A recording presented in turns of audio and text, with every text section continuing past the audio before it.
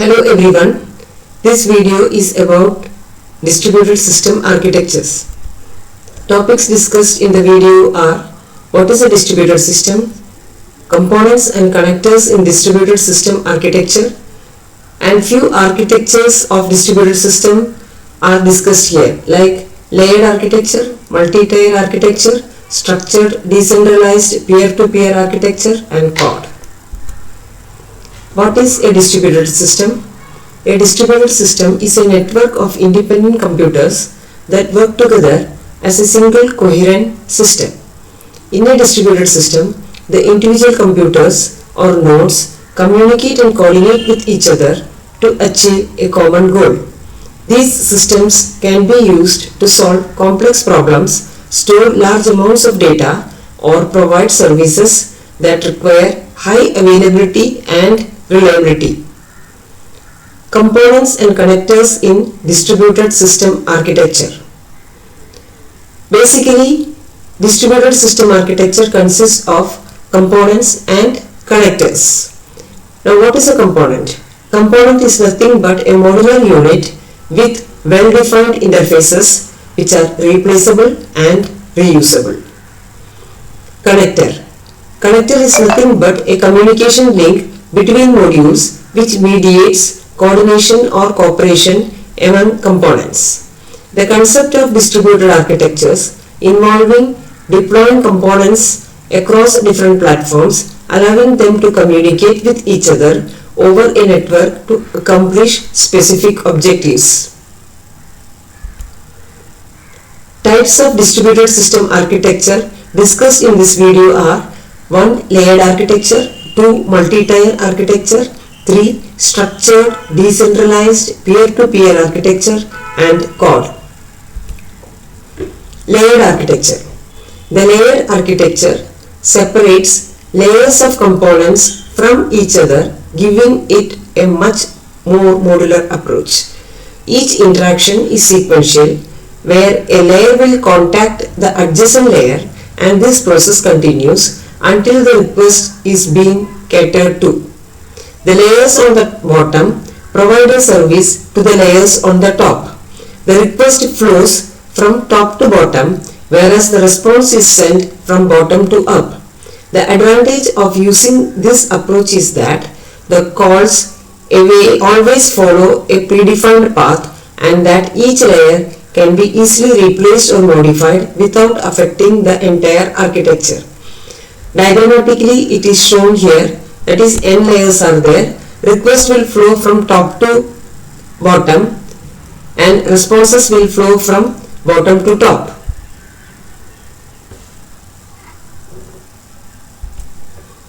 Next is the multi-tier architecture. Multi-tier architecture is also known as n-tier architecture, is a client-server architecture commonly used in distributed systems.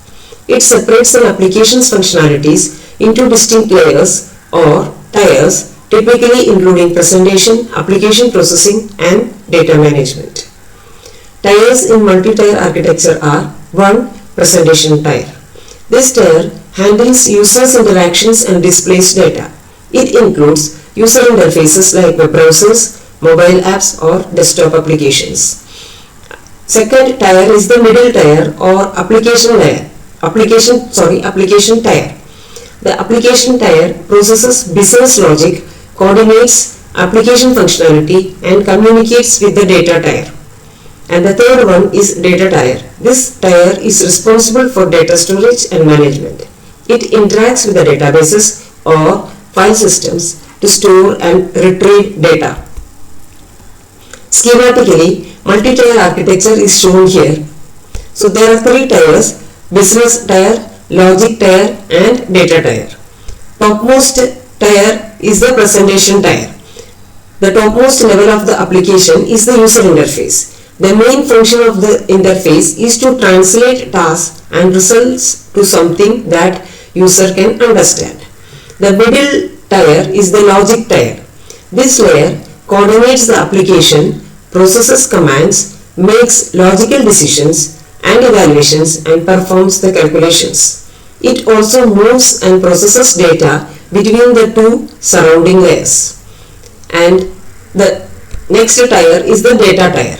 Here the information is stored and retrieved from a database or the file system. The information is then processed back to the logic tier for processing and then eventually back to the user. Now what are the benefits of the multi-tier architecture? First one is scalability. Additional servers can be added to each tier to handle increasing demands. Second, maintainability. Changes can be made to specific tiers without affecting the entire system. Flexibility. Tiers can be deployed on heterogeneous and distributed platforms. Next is load balancing. Requests can be distributed among multiple instances within a tier for better performance. And finally, transactional support. Distributed transactions can be implemented using protocols like two-phase commit. Next is the structured decentralized peer-to-peer architecture. Structured decentralized peer-to-peer architecture in distributed systems refers to a design approach that combines the benefits of decentralization and structure to achieve efficient, scalable, and fault-tolerant systems. The key characteristics are: 1. Decentralized. No central authority controls the system. Peers communicate directly. 2. Structured. Peers are organized in a specific topology or pattern, unlike unstructured P2P networks. And third, peer-to-peer. Peers act as both clients and servers, sharing resources and responsibilities. Advantages of structured decentralized peer-to-peer architecture. First one, scalability. Efficiently handles increasing number of peers. Second one, this architecture is very much fault tolerant. System remains operational even if some peers fail. And finally, improved resource utilization. Peers share resources, reducing the need for centralized infrastructure. Examples of structured decentralized P2P architectures. 1. Distributed hash tables. Peers form a structured overlay network for efficient data storage and retrieval. Second example is that of peer-to-peer file systems. Structured networks for file sharing and storage. And third one is blockchain networks. Decentralized structured networks for secure transactions and data management.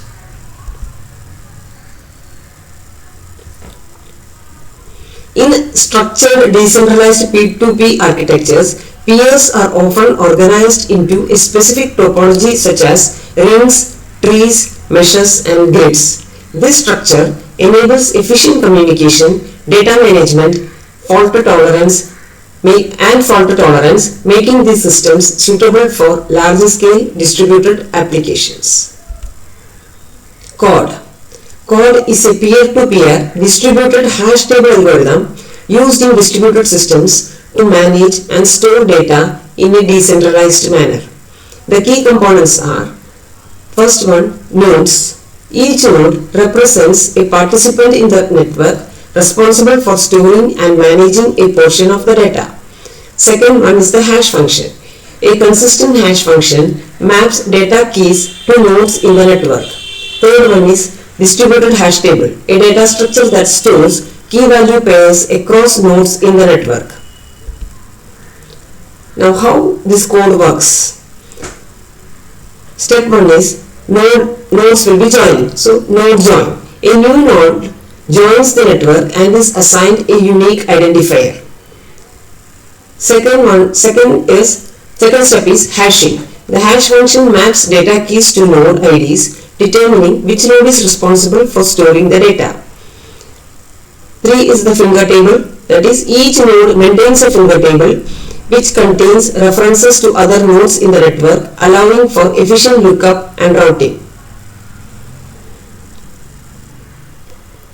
Next will be the data storage. Nodes store key value pairs in their local storage. And fifth is lookup. When node receives a query for data, it uses its finger table to route the request to the responsible node. And sixth is replication. Data is replicated across multiple nodes to ensure availability and fault tolerance. Advantages of CHORD. 1. Scalability. CHORD can handle large amounts of data and scale horizontally. Fault tolerance. Data replication ensures availability even if node fails. Decentralized. No central authority controls the network. Fourth advantage is efficient lookup. CHORD's finger table enables fast and efficient data lookup. These are the references from which the contents of the video are taken. Thank you.